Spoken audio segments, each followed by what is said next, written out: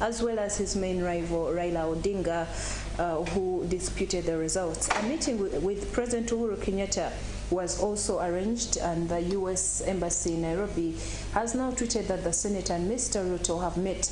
They discussed the U.S.-Kenya strategic partnership, promotion of peace and security in the region, and ways to strengthen the two countries' economies. As Deputy President, Mr. Ruto still has official duties to perform, but in the tweet there was no mention of Mr. Ruto's victory or the dispute around it. The Deputy President tweeted that the talks touched on the just concluded elections in the country. The U.S. has not yet congratulated Mr. Ruto on his win. Earlier in the week, the U.S. Embassy in Nairobi did note that he was declared the winner and praised the Electoral Commission and Kenyans for the peaceful and orderly voting process. Senator Coons has also met Raila Odinga to discuss shared democratic values, according to the U.S. Embassy's Twitter account. Again, there was no mention of whether the election was discussed.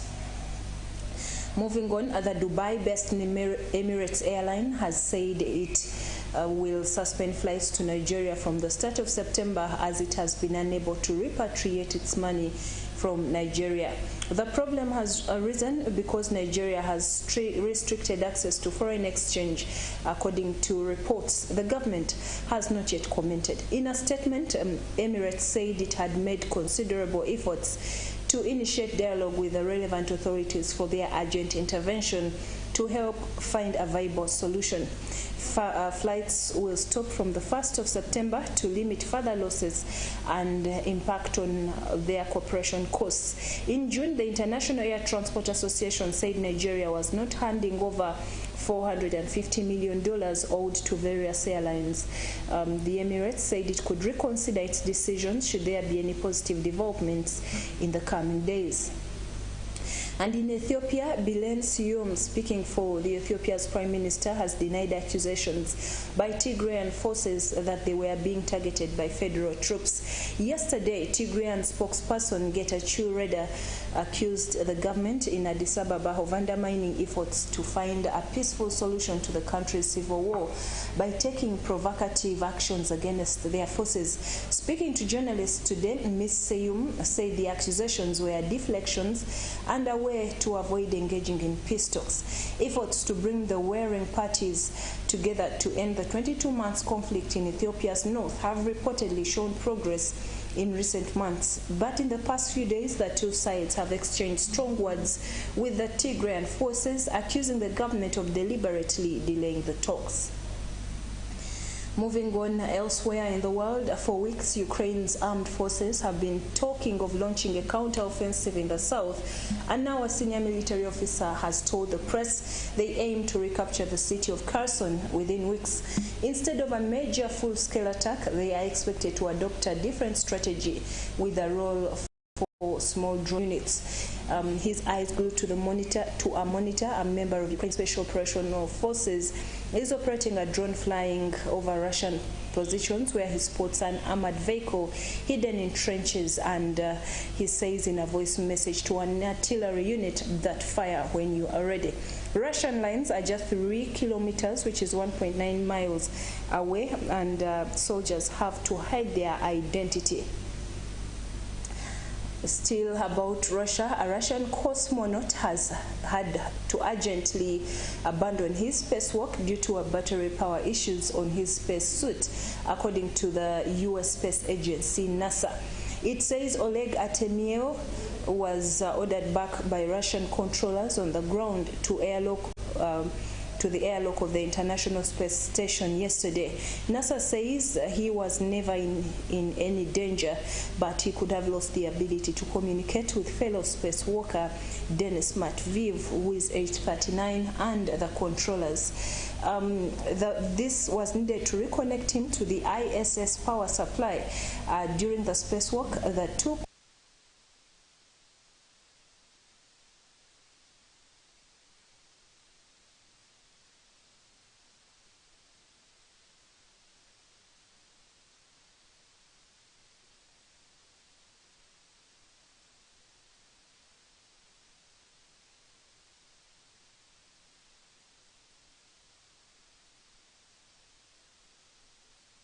The United States has announced that they will begin formal trade negotiations with Taiwan weeks after a controversial visit by the U.S.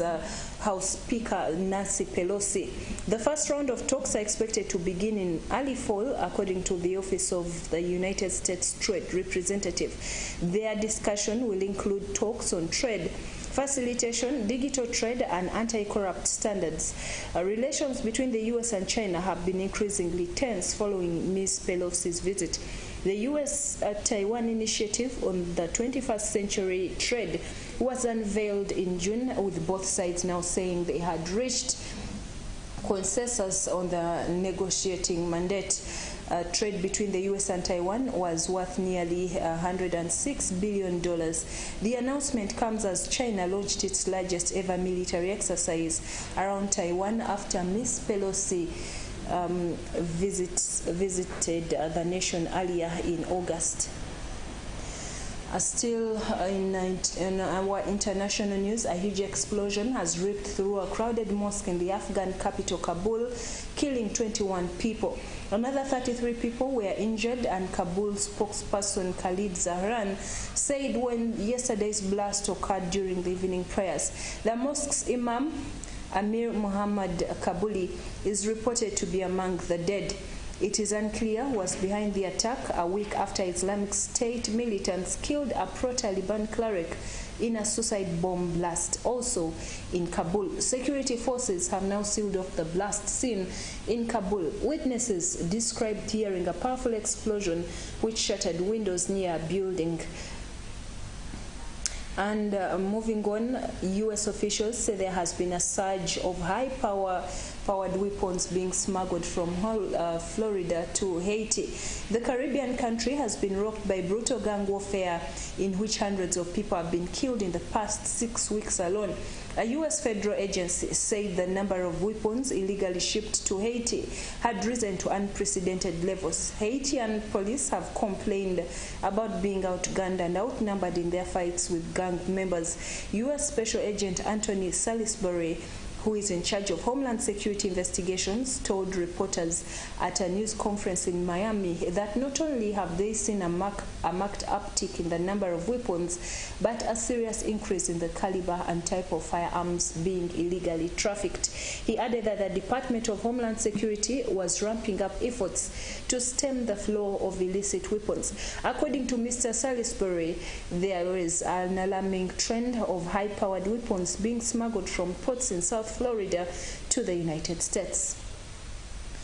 And in China, more than 5 million people have been ordered to undergo COVID-19 testing in the coastal Chinese city of Xiamen this week after some 40 cases of the virus were detected.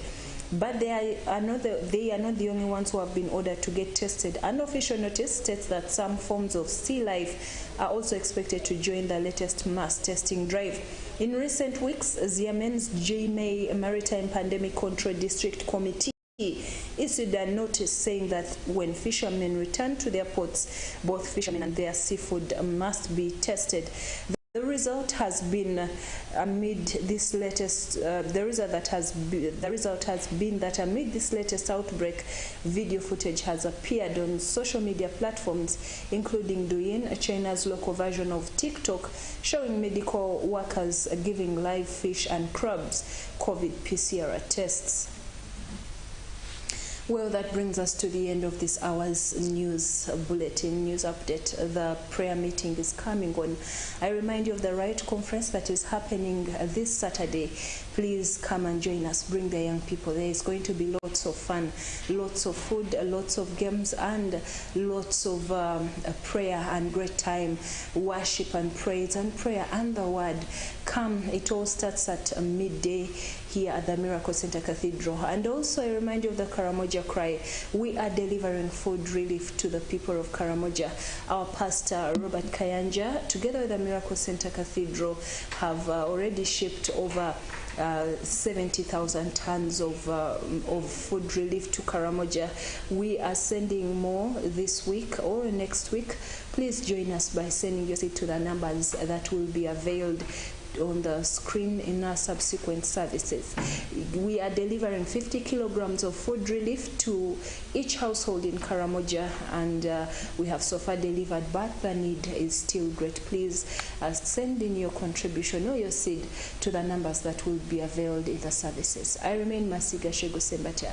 We'll return tomorrow morning with fresh news updates for the day. God bless you.